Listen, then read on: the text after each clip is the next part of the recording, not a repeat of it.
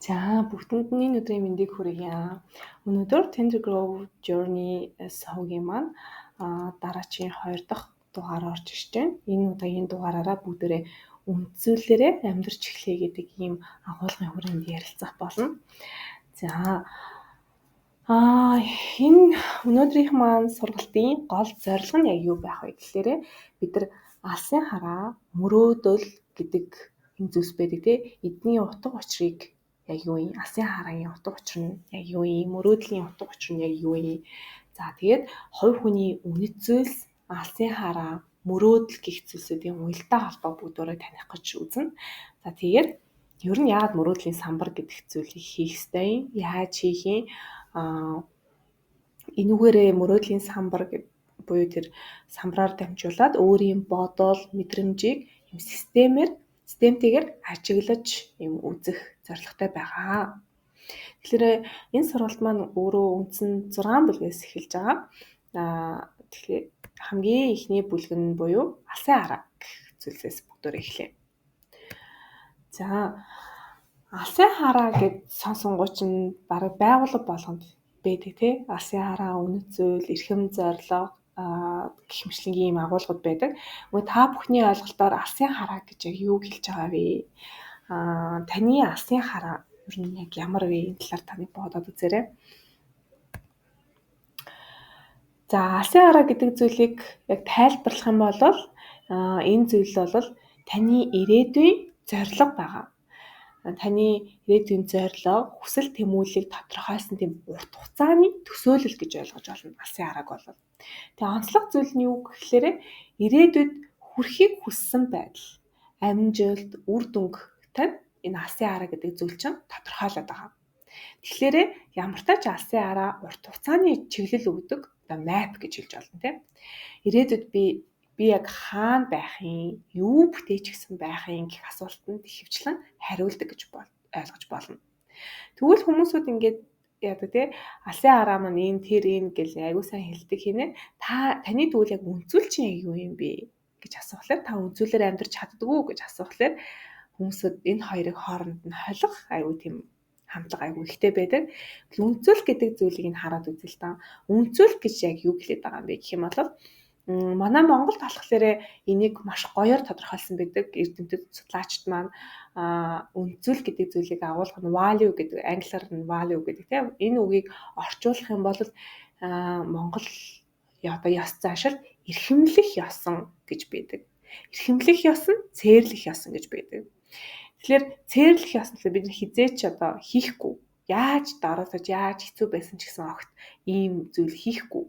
Би жишээд яаж дараадаж байсан одоо хүнээс мөнгө авахгүй ч гэдэг юм а тий. Ийм нэг одоо бүр ингээд хөдлөшгүй бат итгэл үнэмшилтэй хүн байлаа гэж бодъё тий.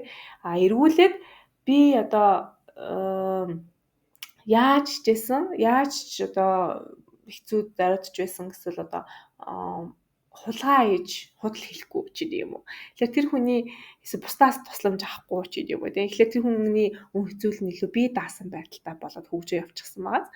Гэх мэтлэнгийн үнэт зүйлэг бол эрхэмлэх ёсон буюу эрхэмлэх зүйл гэдгээр нь таны нэн тэргүүнд тавьдаг, чухалчилдаг, эрхэмлдэг энэ зүйлийг хэлээд байгаа гэж Монгол эрдэмтэд маань бол тодорхойлсон байдаг. Тэгвэл Оксфордын буюу гадаад улсад үнцүүл төр value гэдэг зүйлийг яг юу гэж тайлбарласан байдаг юм бэ гэж харахаар Оксфордын англи хэлний тайлбар бол үнцүүлийг зан үйлдэлийн зарчим буюу хэм хэмжээ, амьдралд юу чухал гэдгийг тодорхойлох үнэлэмж гэж тайлбарласан байдаг. Тэгээ үнцүүлсээр амьдрна гэдэг нь өөрөө үнцүүлсээ илэрхийлээд зогсохгүй амьдралд хэрэгжүүлэхийг яг хэлээд байгаа. Үг хэлээ, үйлдэл болгож, юунд итгэдэг, юуг чухалчилж үздэг тодорхой байлгаж тэрхүү итгэл үнэмшилтэйгээ өөрсдийн зорилго, бодол санаа, үг, хэл, зан үйлээ тэнцвүүлэх гэж хичээдэг гэж байгаа. Тэгэхээр ингээд аваад үзэх юм бол бид нар алсын хараагийн өмнө ярихлаар бидний урт хугацааны зорилго болж таардсан тийм бид нар 10 жилийн дараа 20 жилийн дараа бидний алсын хараа ямар байх юм. Миний жишээлбэл 20 жилийн дараа хэд миний карьерийн үед одоо миний алсын хараа маань карьерийн үед одоо хаана очсон байхыг би төсөөлж байгаа юм. Гэр бүл маань одоо хаана байх юм, юу хийж яах юм гэдэг юм уу тийм. Энэ болгон миний алсын хараад бол тодорхойлогдоод байгаа. Нөгөөдөөр энэ алсын харааг боловсруулахын тулд зайлшгүй үнэт зүйл гэдэг зүйл маш чухал байх хэрэгтэй. Үнэт зүйл гэдэг зүйл чинь өөрөө байж ээж таны үнэт зүйлээ та ойлгож ухамсарлаж ээж тэр алсын хараа чинь ийм дархлаажаад бат одоо хөдөлшгүй итгэл үнэмшилтэй чинь тогтож алсын хараа руугаа одоо харж тэмүүлэх үйлдэлээрээ өглөө босоод тэр 10 жилийн дараа хүсэж байгаа тэмүүлээд байгаа тэр зорилгынхаа хойноос босоод тэмүүлэх энэ ирч хүч чинь гарч ирнэ гэсэн. Тэгэхээр энэ хоёрыг ингээд яг ялгааг нь таних гэх юм бол за алсын хараа бол нэгт урт хугацаанд чиглэгдсэн байдаг. Илүү ирээдүйдээр төсөөлөлтөөр. Үнэт зүйл бол тухайн мөчөд үйл хөдлөлийг тодорхойлж идэг. Яг одоогийн үйл хөдлөлийг гэсэн. Яг одоо та яг юуг эрхэмлээд байгаа. Яг одоо эрхэмлэж байгаа зүйл чинь алсын хараа дээр чинь яаж тусгах юм? Алсын хараа дээр чинь ямар одоо өнгийг тэр алсын хараа дээр чинь ямар зан үйлийг одоо зан үйл дээр тулгуурлаж таны үйл хөдлөл дээр чинь тулгуурлаж тэр алсын хараад хүрхийн гэдэг энэ хоёр хоорондоо уялдаа холбоотой гэсэн. Хоорондоо ондоо гэхдээ уялдаа холбоотой. Алсын хараа нь илүү ирээдүйдээ төлөвлөж байгаа, үнэт зүйл нь яг одоо мөчтөөр төлөвлөж байгаа гэсэн. За ач холбогдлын хувьд ингээ харах юм бол алсын хараа болохоор хүрхийг хүссэн зорилгыг зааж байгаа.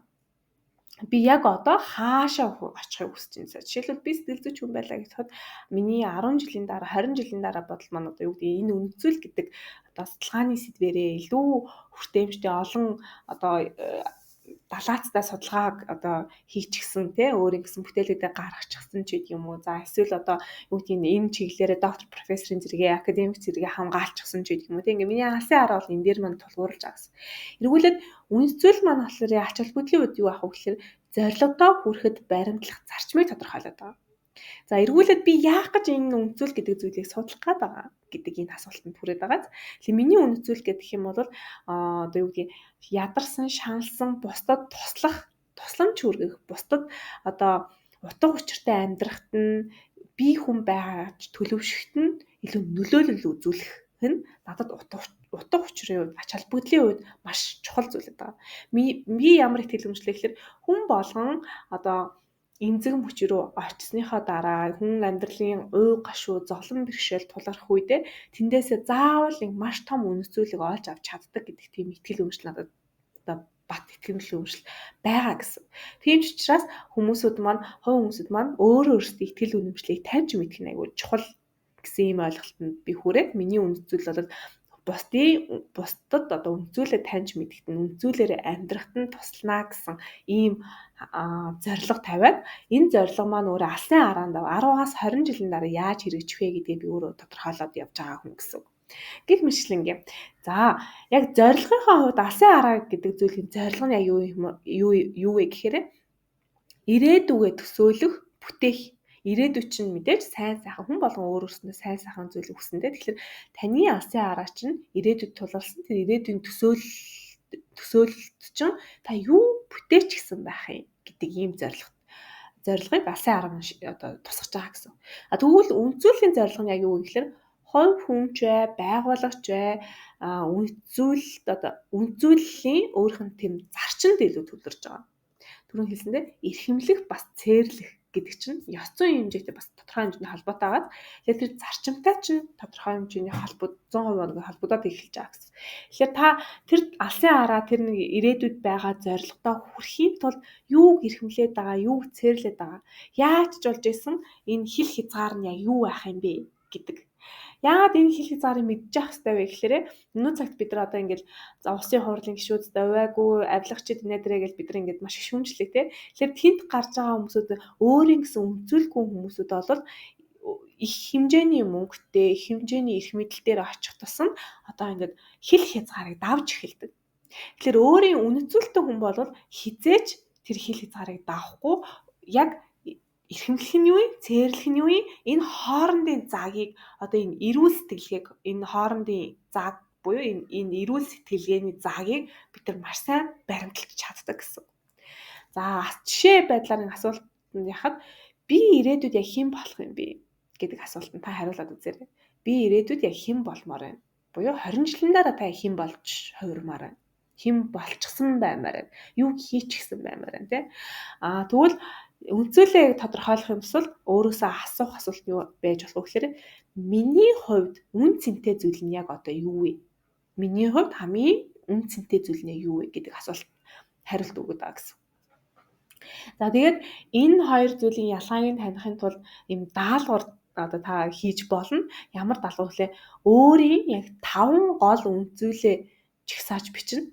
Эдгээр үнцүүлс нь ирээдүйн алсын хараатай алсын хараа гэх зүйлтэй хэрхэн уялдаж байгааг та өөрөө тодорхойлж гаргаж иж болно гэсэн.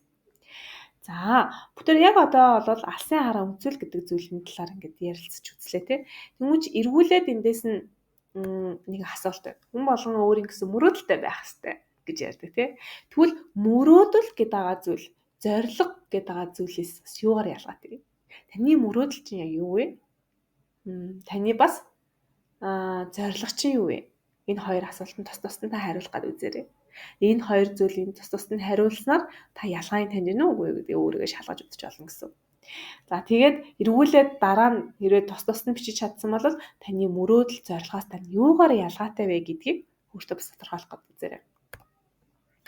За ингээд харах юм бол одоо бүгдөө мөрөөдөл гэдэг зүйл нь болохоор таны хүсэл тэмүүлэл, урам зоригийг илэрхийлсэн төсөөлөл байгаа юм. Зорилго болохоор тодорхой хэмжигдхүйц биелүүлэх боломжтой үйлдэл чиглэсэн хүсэл тэмүүлэл гэж. За би нэг энэ дээр нэг маш нэг тийм жижигэн кейс ингээд та бүхэндээ дурдж үзье. Надтай ингээд уулзалтанд хамж исэн нэг эмэгтэй байдаг байхгүй. Өөрийнх нь тэр эмэгтэй надтай ер нь уулзсан шалтгаан нүсэр настай хүүхдээ маш их санаа зовндог. Тэгээд хүүхэд нь яг мэрэгжил сонгох гээд ингээд гэсэн чи тэр хүүхэд нь мэрэгжлийн ингээд тамирчин хүүхэд гэж ойлгож олно. Тэгээд багаасаа бүр ингээд боксоор хичээлээд ингээд явж исэн. Тэгээд тэр ээжийн үндсэн санаа нь болохоор яаж одоо хүүхдээ энэ бокс гэдэг зүйл чинь бол урт хугацаанд тийм явахгүй мэрэгжил юм аа. Энэ бол хоол энэгээр хоолоо болохгүй боломжгүй гэдэг яаж хүүхдээ юу н ойлгуулах вэ гэдэг юм үзгээс орж ирсэн. Тэгээд бид хоёр ярилцаж ингээд явж байгаа. Би тэр эмэгтэйгээс та юу н яагаад одоо танай хүүхчин боксер амжилт олохгүй гэж бодоод байгаа юм бэ гэсэн чинь эн чинь бол зүгээр л мөрөөдөл шүү дээ. Энэ бол гинэн цагаан хүүхдийн мөрөөдөл. Тэгээ яаж ч бодсон энэ бол найдвартай хоолоо хөдөлж идэх ирээдүйтэй тийм мэрэгжил биш ээ. Тамирчин гэдэг бол тэгэхээр тэгж их одоо мөрөөдөлд автаад хөвөөдөлгүй газардсан дээр штэ гэж хариулж байсан. Тэгэхээр эргүүлээ тэр ээжээс нь таны тэгвэл мөрөөдөл юу юм бэ гэсэн чинь айгүй инээмсэлж байгаа. Үгүй тэгэл хүүхэд ахтаа тэгэл сансрын нисгч болохыг хүсэж байсан штэ гэх. Тэгэхээр нь сансрын нисгч болоод юу нь гоё гэж асуусан чинь тийм тусдаа өөр шаал ондоо юм ертөнцийн дээр очино. Тэр ертөнцийг өөрөө ингээд ихнээс нь бүтээн гэж ярьжсэн. Тэгэхээр тэр хүний эмэгтэй тэр бүсгүй одоо үндсэн хийдэг ажил нь юу вэ гэхээр гэрээ эзэгтэй ажил. Тэгээд хүүхдэд төрснөөс ахуулаад бүх өөрийнхөө нөөц, энерги, бүх зардлыг тэр хүүхдэд шингээсэн, гэр бүлдээ шингээсэн юм гайхалтай бүсгүй байсан. Тэгээд эргүүлээд би тэгвэл таны мөрөөдөл чинь биелсэн биш үү гэж асуувал танд ямар санагдаж юм гэхэд тэр эмэгтэй айгу гайхаад яаж би одоо яаж сансрын нисгч болох юм бэ гэсэн чинь тэр эмэгтэйд би тэгж хэлж байсан гэж байна. Таны мөрөөдөл чинь би биелчихсэн гэж харж байна. Яагаад вэ гэхээр та ингээд сансрын нисгч болохын тулд гол зорилго нь юу байсан гэхээр цааш нь ертөнцийг бий болгох байсан. Тэгвэл та яг одоо амьдрал дээрээ өөрийн гэсэн цааш нь ертөнцийг биелүүлчихсэн. Буюу гэр бүл гэдэг ертөнцийг. Тэр гэр бүлийн гэрийнхээ орчин, тавилга бүхий л жижиг деталь бүрдээ тэр эмэгтэй сэтгэлээр шингээж исэн учраас тэр эмэгтэйгийн өөр ертөнц үзэх, өөр ертөнцийг биелүүлэх, бүтээх гэдэг мөрөөдөл нь биелчихсэн байсан. Харамсалтай одоо мэдрэмжийн хувьд бол биелчихсэн байсан. Харамсалтай тэр үргэлж эмэгтэй маань мөрөөдлөө биелүүлсэн гэдгийг өөрөө ч анзаараагүй. Тэгэхээр тийм ч учраас одоо тархинд нь юу гэж одоо буруу одоо алдаатай буруу ойлголт үүснэ гэхээр мөрөөдөл биелдэггүй гэдэг ойлголт өгчихсэн байгаа байхгүй.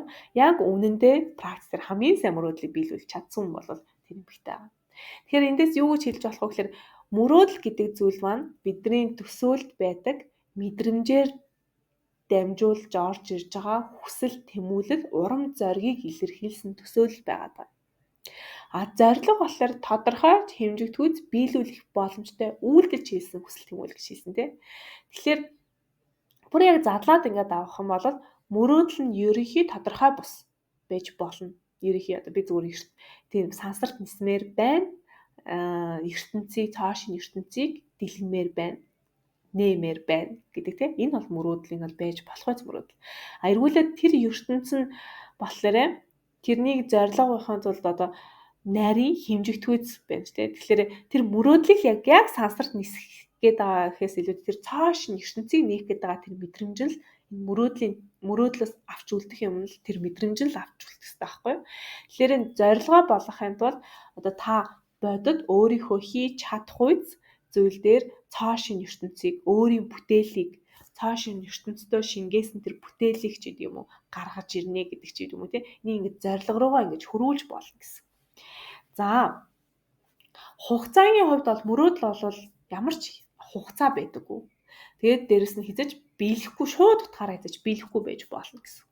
Харин зорилго бол заавал дуусах, эхлэх тодорхой хугацаатай байх ёстой. За үйлдэл дээр бол мөрөөдөл нь бол илүү сэтгэл хөдлөлөөр дүүрэн. Гэхдээ одоо ямар нэгэн үйлдэл алхам хийх шаардлагагүй байж болно. Гэхдээ ямар ч тач тэр мөрөөдлийг бодоход л ингээд бигээр чинь шар өссөн босно гэж ядаж те. Тэр мэдрэмжийг, тийм чухал мэдрэмжийг та авч явах нэг чухал болж байна. Зорилго болохоор илүү төлөвлөгөө гаргаж бодит алхам хийдэг байх хэрэгтэй. Жишээлбэл миний мөрөөдөл болон ч одоо TEDx дээр оролцоод өөрийнхөө ингээд ажлын туршлагыг яриад ингээд явж ах ийм мөрөөдөлтэй байж олё тийм олон улсын TEDx оролцож гэдэг ийм мөрөөдөл байлаа гэж бодъё л доо. Тэнгүүт чинь би зорилгодоо болохоор юу шингээх үү гэхээр тухайн мөрөөдлийг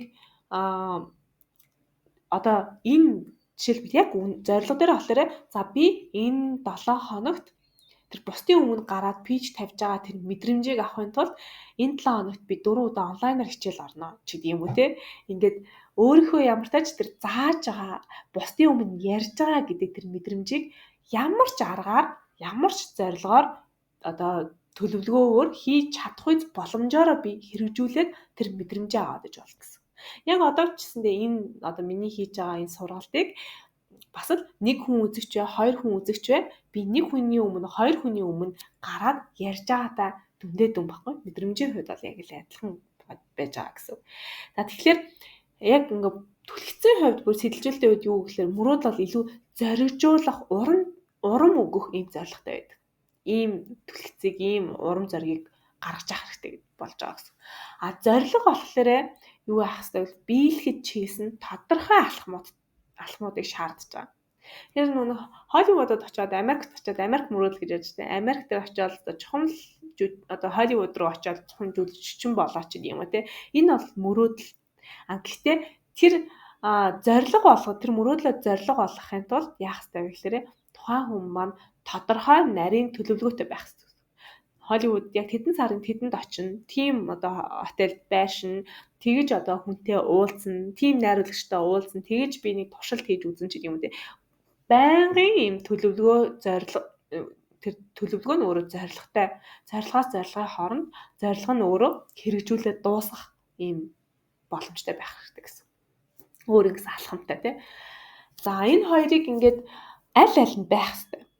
Хэрвээ зорилго чинь тэр одоо мөрөөдөл байх хэрэгтэй тэр мэдрэмжийг тэр мөрөөдөл чинь байхгүй бол дан ганц зорилгон дээр тулгуурлах юм бол та одоо шантрах, цуцах эргүүлээд одоо юу гэдэг юм тэр нэг гой сайхан мэдрэмжийг мэдрэхгүйгээр та дундаас нь бууж өгөх хүндэр магадaltaй гэсэн.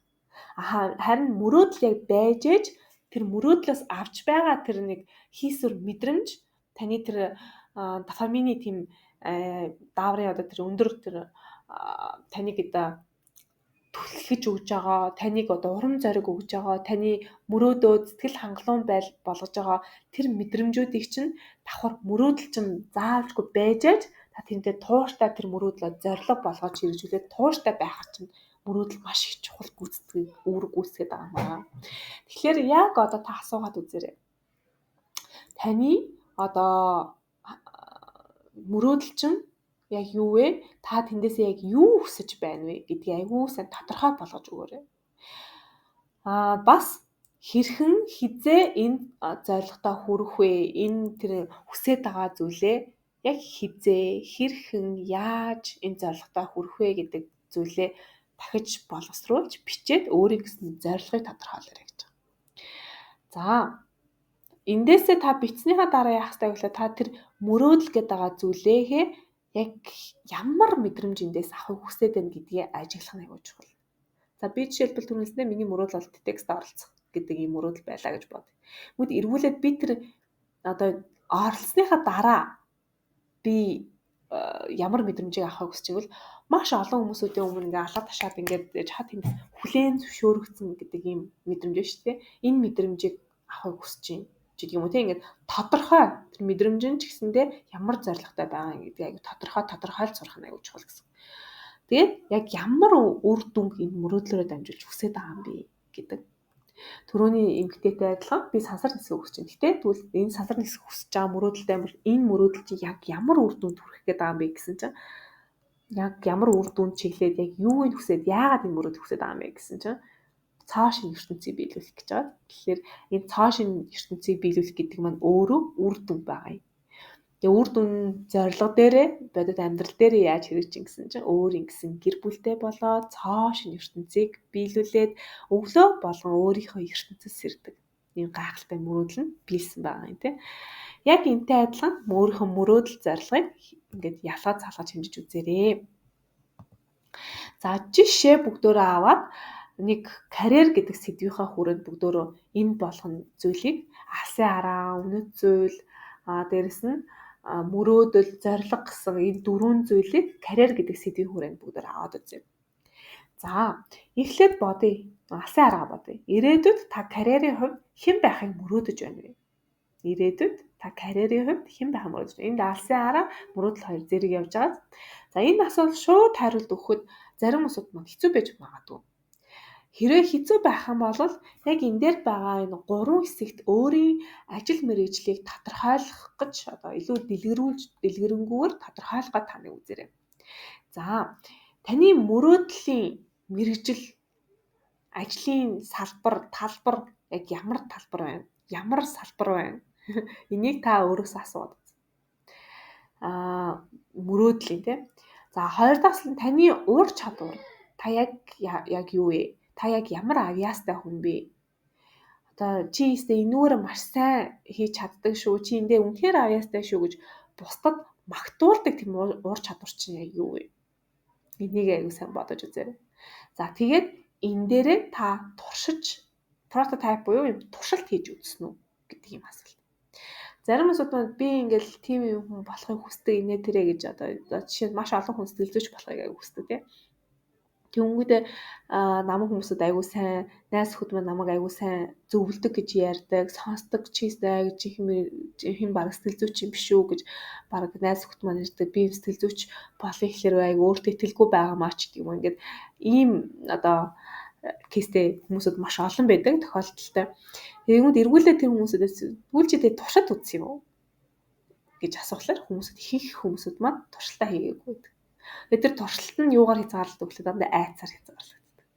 Тэгэхээр та айц гэдэг зүйлийн талаар илүү дэлгэрэнгүй мэдхийг хүсвэл миний өмнөх дугаар дээр өмнөх бичлэг дээр би яг айцын талаар дэлгэрэнгүй ярьсан байгаа. Тэгэхээр айцаар одоо өөрийгөө чөдөрлөж биш тэр мөрөөдөл тэр нэг хүсээд байгаа хүсэл тэмүүлэл тэр мөрөөдлөөс үүдэлтэй тэр мэдрэмжээрээ өөрийгөө хурцлж чиглүүлж энэ прототип буюу туршилтыг хийгээд үзээрэй. Зариг гаргаад хийгээд үзээрэй. Яг сэтгэлзүйчдийн өдрийн ажил мэргэжил нь яаж явагддгийг магадгүй та энэ сэтгэлзүйн төв дээр очивол би сэтгэлзүйч мэргэжлээ сонгох гэсэн юм аа. Гэхдээ тэрний эхний хугацаанд шууд одоо ингээд төлбөртөө сурахын оронд би ингээд нэг өдрийн зурагтай чинь танилцаж болох хүмүүс бол ямар ч хүн яг нэг хоёр хүн үгүй гэж болох л ахaltaа. Гэхдээ хүлээн зөвшөөрөөд таныг дагалдаулаад хамт ингээд танилцуулаад явах хүн заавал олдох гэж бол би итгэж байна. Тэгэхээр та хэрвээ яг сэтгэлзүйч гэдэг мэргэжлээ жишээ нь тийм мэргэжлэр ингээд суралцах хүсэж байгаа хүн байх юм бол ямар тач туршилтаа хийгээд үзээрэй гэж зөвлөхөөр байна. Эсвэл бүр сэтгэлзүйчтэй уулзаад үзтээ яг яаж явагддгийг тэр харилцаа нь юунаас эхэлдгийг гэдэг юм. Энэ бол бас нэг туршилт. За гэх мэтлэнгийн карьерийн хувьд ч гэсэндээ хэрэг та өөрийнхөө карьер мэргэжлийг солихыг хүсэж байгаа бол эсвэл одоо цоо шин амьдралын ингээд урсгал ажил мэргэжлийг сонирхоод байгаа бол энэ болго өөрийнхөө мөрөөдөл чинь яг юу юм алсын хараад ирээдүйд энэ мэргэжлээрээ алсын хараад хаана очихыг зориод байгаа учраас та энэ мэргэжлийг сонгох гээд байгаа ч гэдэг юм уу те энэ болгоныг Дээрэс нь энэ зүйлд хүрэхийн тулд таны үнцөл чинь юу вэ? Хил хязгаар чинь юу вэ гэдгийг өөрөөсөө байн асууж авах нь маш чухал юм шүү. За одоо харин бүгдөө хүний үнцөл чинь маш олон сегментийн хувьд одоо олон янз байдаг тийм.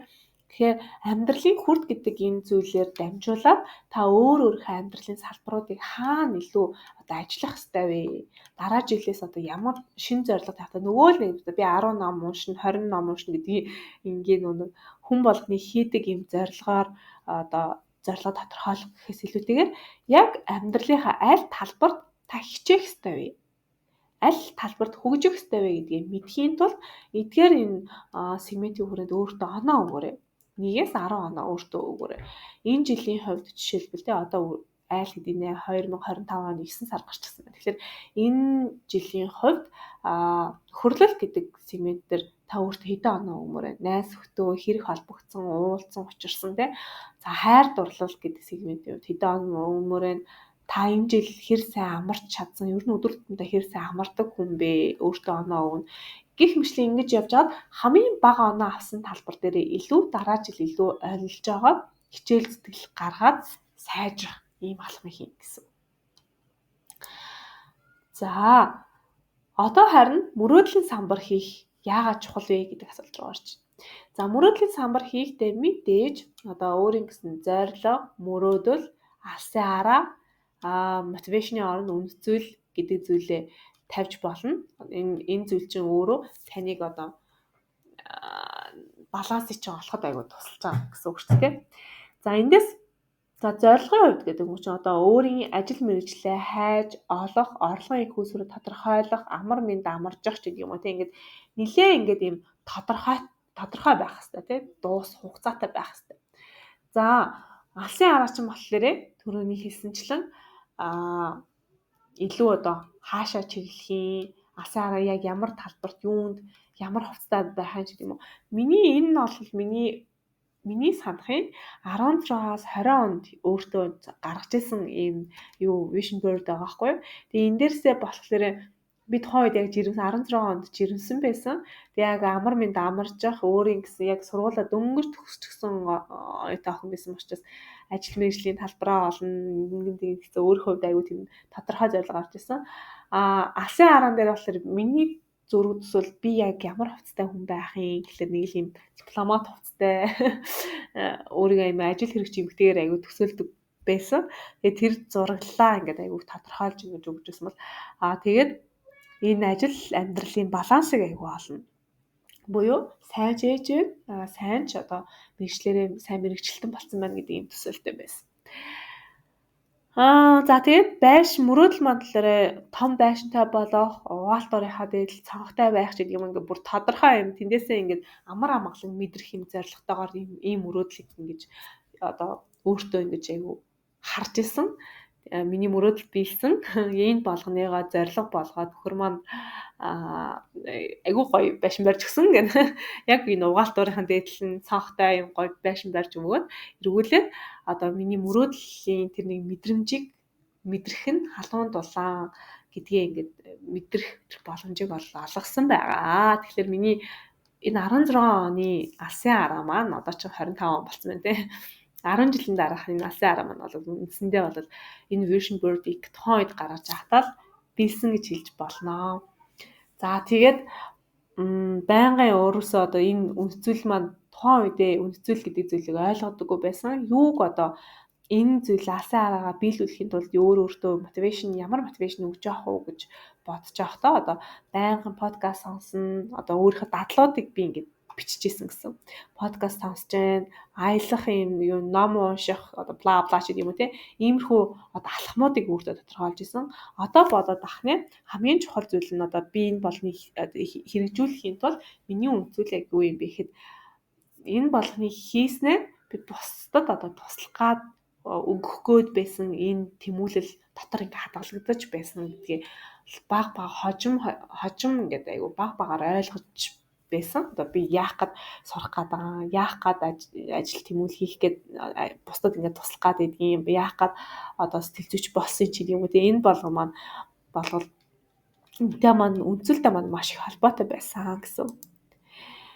За тэгээд та бүхнээсээ ингээд энэ одоо өнөөдрийн бичлэгийг сонсчоод асуулт байвал эргүүлээд надтай холбогдож болно. Би өөрөө яг мэргэжил сонгоод сэтгэл хөдлөл удирдах, үндэслэл ба хувийн брэнд хөгжүүлэх гэсэн ийм оршилгоог яг хийдэг. Тэгээд өнгөрсөнд харамс дуусаагүй мэдрэмж байх юм бол энэ дээр нөлөө төлөхөө ажилдаг. Ийм төрлийн сэтгэл зүйч байгаа. Тэгэхээр хэрвээ та бүхэн маань өөрсдийн яг саяных шиг алсын хараа нэг гацсан мэдрэмжтэй одоо цаашаа хайрцахаа мэдгүй өөрийн гэсэн үндэслэлийг таньж мэдмээр байх юм бол над дээр хата холбогдоод энэ дугаараар холбогдоод эсвэл энэ сувг руу одоо Instagram-ийн сувг руу бичээд тэгээд илүү дэлгэрэнгүй мэдээлэл аваад өөрийн онцлогоо дээрэс нь манай энэ зөвхөн бүлэгмийн уулзсан тогтмол хөтөлбөргүй хамгаалж болно. Багц үйлчилгээгээр дамжуулаад би нэг удаагийн уулзал 2 удаа сарда 2 удаагийн бүлэгмийн уулзалт 4 удаагийн энэ мэт ийм сургалтуудыг ингээд та бүхэн тогтмол мэйлэр чинь явуулж хүргэдэг байгаа. Тэгэхээр сонирх юм бол эргээд холбогдоорой. Өнөөдөр натаа хамт байсан та бүхэндээ маш их баярлалаа. Дараагийн дугаар хүртэл түр баяртай.